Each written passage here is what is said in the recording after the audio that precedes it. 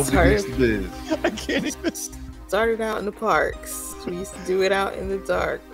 But no, let's ask a real question. A music that has its roots in disco and Jamaican music, has its roots in a gang truce, has its roots in the inner city as much as it has its roots in newly minted black suburbs. Does this music have the potential to be revolutionary? Is it something we project onto black people? Have the people that deemed themselves revolutionary kind of used that projection as a way to sell records? Can music itself be revolutionary, or is it just a tool maybe in some sort of revolutionary struggle? I ask Toussaint Marcus. I'll take my answer off air. Don't you run from this conversation. He ran. You see what I have to put up with? Do you want to go, or you can go ahead? I want to hear what you have to say. Well, so yeah, at the end of the day, it's none of these things, you know, are inherently revolutionary, right? The only thing that's inherently revolutionary is a revolution. I think that that when you talk about like the history of hip hop, it is radical, you know, and when I say that, I mean that it often speaks to, represents the roots of, you know, a lot of the issues that were, you know, happening within the black community. But, you know, what do people do with that? And they say, can music be revolutionary? You know, in a short answer, no. But at the like kind of like the more nuanced thing is, what is, or I would say, can music help, you know, drive, you know, a movement? Can music help, you know, bring solidarity? Can music help inspire people? And like, yes, 100% to all of those things. But you know, then it drives down into like, well, what is the music saying? You know, like, and that's the thing where it's like the most important thing, because you know, like songs like "Which Side Are You On?" You know, there's a lot of like the old timey, like, you know, country, you know, radical music, and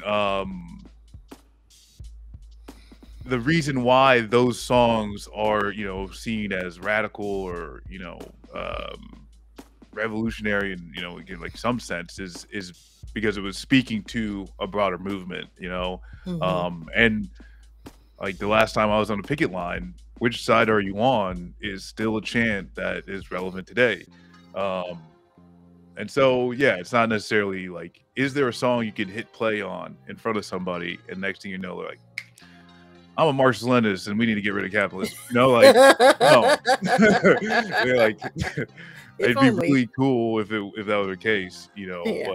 But I think with anything, right, and like this is where recognizing, if you know you want to, you're like professing, wanting, working towards, you know, a revolution, you know, it's definitely going to have an understanding that this is for human beings, and art and music is an integral part to our lives, you know. And so I guess yes. Well, I agree with you. Music can definitely be resistance, and it can definitely be protest. You can have protest music. Is it inherently revolutionary? No, I agree with you. Nothing is revolutionary except revolution. But you know, I think resistance music definitely has its place, and hip hop is not necessarily that anymore. I mean, it can be at times, but that's certainly not the trend right now. And I don't think it's inherently resistance music. I think sonically, music in general can be revolutionary, and I think there was a bit of a sonic revolution when hip hop comes out, and I do think that we look at Black people inherently as like being some sort of revolutionary, kind of like everybody assumes that every Black person in the 70s was a Panther. You know, when I think their dues paying membership was well under 10,000. Like when I think of Public Enemy, and I think of Public Enemy as a young person listening to it, and I'm a fan of the group, right? I've been rocking a Public Enemy shirt on this show for the last 4 years. You know, they're cosplaying. Those weren't real Uzis that the S1Ws had on stage. No. They were just dancing around with Uzis. I mean, they're literally dancing with Uzis. Their whole, like, you know, Professor Griff is the Minister of Information and all this other stuff. It was a cool production, but it's also somewhat problematic because people see this as like, well, they're serious people. It's like they're entertainers. They're literally dancing with toy guns. That's not what serious people do. Yeah, you know, and I think about like Dead Prez. Mm-hmm. Who I played on a song with Dead Prez. Oh shit. But yeah, you gotta agree about like realize like kind of like what it was, you know what I'm saying? You know, like especially when you got them playing on major, you know, hip hop outlets and stuff like that. And then largely just like walked away from it because they're like, this is, you know, at this point now we're just the fucking product, right? That's being sold. It's just being bought and sold and not anything like coming through. And like, I mean, that's like the tough part, you know, and like, cause I mean, I agree with what you're saying. It's like this aesthetic that has been like, just profited off of, right? You know, and like it goes from a revolutionary group, a black radical group. Yeah. And then within what, a decade and a half, it's just Afro pics and Africa gold chains and, you know, kente cloth shit, right? And like, we need to think about how that happens. We need, you know, especially like people, you know, like in the Black community, like we need to discuss and figure out like to protect it, right? Because like at that point, if you do have something that is revolutionary, it shouldn't be touched. And not because like you need to protect it, capital won't want to touch it. You know, and that's always like when I do think about Dead Prez, it's like they walk the line just on the wrong side of popularity to the point where they're like, no, we can still take this and throw it out there. And like where, and like, I mean, with I think when you talk about this with grunge, where popularity equals like unseriousness, right? Or popularity equals that you're not actually a part of it anymore. You know, you're sold out, even though you just literally sold a lot of CDs. That same type of thing happens, like where, and I don't blame a lot of working class folks, you know, but like once you end up on this other level, well, then you're just a rich person doing this thing, and you're less substantive and all that. But yeah, at the end of the day, if you're making something actual like radical and revolutionary, capital won't want to touch it. You know, there's a reason why none of our shows, even having a critique of capitalism, no one from Kick or fucking, you know, any of these other, you know, like they're coming here to try to, hey, give you, you know, $1 million and stuff like that. Like Daily Wire will pick up people who have a third, a quarter of the audience that you got. They'll throw them hundreds of thousands of dollars. Why? Because like that capital wants to pick up what it wants. And so, yeah, I'd say that's kind of like the marker, you know, if capital can pick it up and sell it, like you're not doing it correctly, you know, that doesn't mean it's bad. It doesn't mean it's bad music, you know, but it's interesting because when you look at music from different parts of the world, we did a show about Ethiopia a few years ago, and there was an artist that these young ladies that we were talking to was telling me about before we were doing the show, and I was putting together back when I had kind of the time to do intro clips. And where I didn't get the music, it was very inspirational for them. So, you know, I won't discount the fact that there is something to be said. When I first started this show, it was a music show. When I would interview people, I would always ask them, and if you go to the Bitter Lake SoundCloud, it's all open.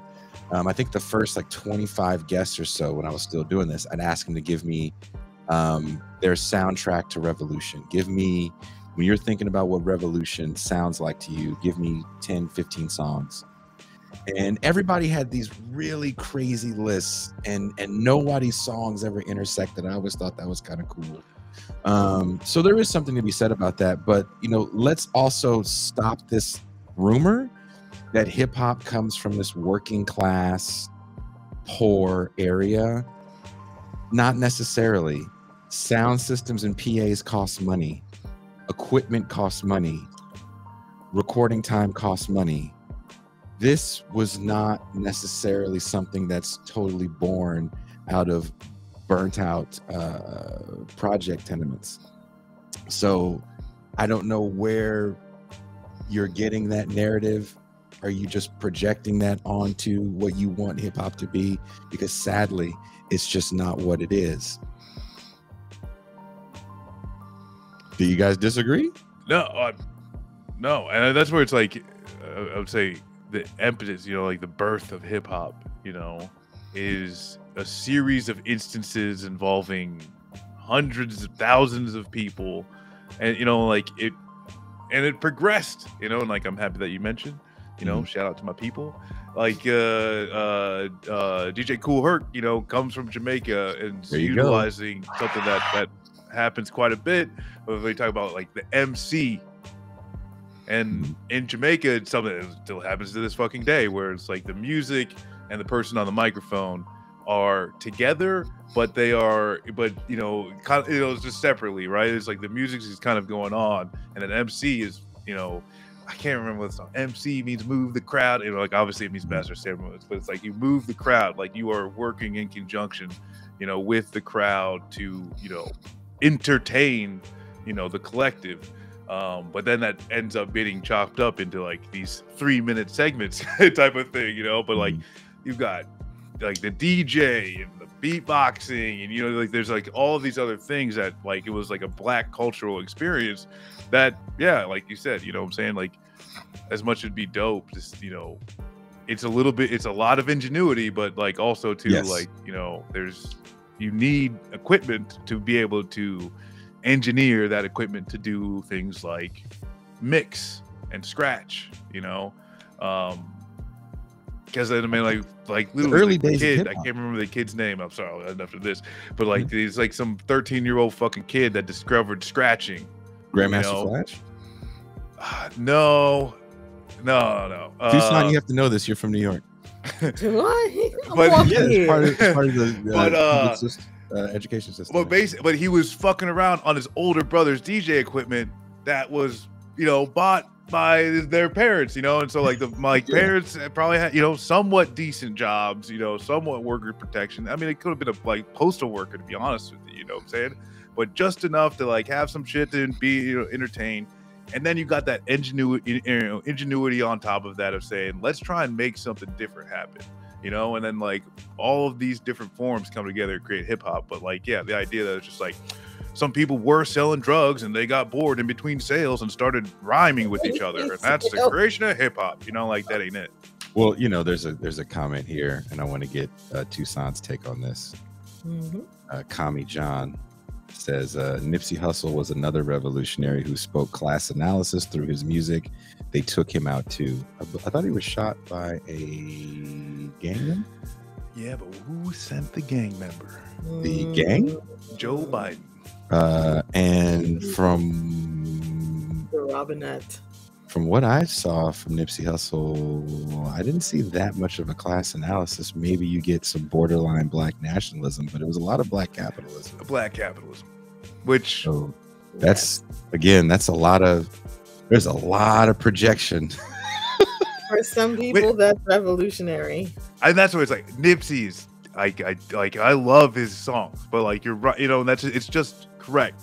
And what he was more like, if you say what like the spectrum of conservative, liberal, you know, and then left. Like Nipsey Hussle is to the left of Jay-Z or fucking, god damn it, I can't even think of this asshole's name now. Eminem. Diddy. Come on. Diddy. The guy Kendrick Lamar. Okay. Oh, Like Kendrick Lamar is one of these that I got an issue with because ooh, let's he hear it. talks about modern issues. His actual like opinion analysis is not different than Bill Cosby, and he's really good at rap. Like, I don't want to take that away from him. He's insanely good at rapping. He now has the ability to purchase any rights to make the epic songs that no longer can be made by most hip-hop artists, but largely he ends up with the pull up your pants black guy. You know, because while like literally I can't even remember the song. It was like, well, it's like, hey, they're killing us in the streets, but we're still killing each other. Well, motherfucker, these are two very different things. And if you're just killing people, I don't need to hear your analysis. He hadn't noticed. They were two different things. Apparently not. I don't, as the Jamaicans say, I don't rate him. I don't rate him anymore. Lot of mercy. Lord of mercy. Oh, all right. All right. On the third time, we got to shut it down.